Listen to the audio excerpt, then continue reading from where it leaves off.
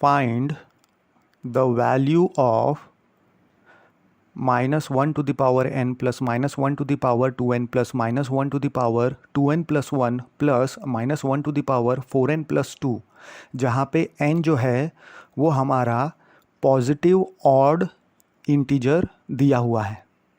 हमारे पास क्या है, ये एक्सप्रेशन पूरा का पूरा एज इट इज़ लिख देंगे। फिर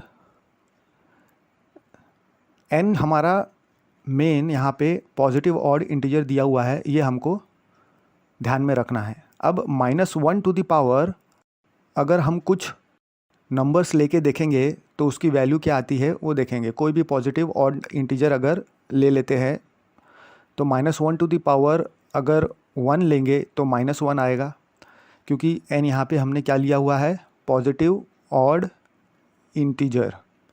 अब माइनस 1 टू द पावर अगर 2n ले ले तो 2 इंटू एनी ऑड नंबर हमेशा इवन नंबर देता है, ये हमको ध्यान में रखना है। तो कोई भी इवन नंबर अगर पावर में है नेगेटिव नंबर के तो वो हमेशा पॉजिटिव नंबर ही देगा। तो माइनस 1 हमेशा पॉजिटिव आएगा अगर पावर इवन है।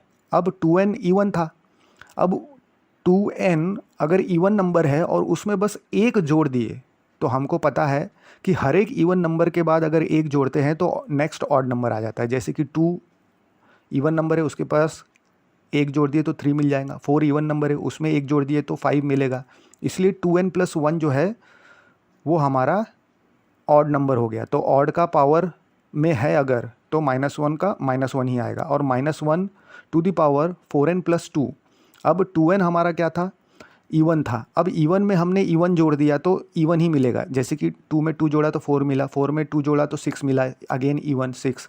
तो अब क्योंकि पावर इवन है तो minus 1 to the power any even number will always give a positive number, यानी 1 ही मिलेगा।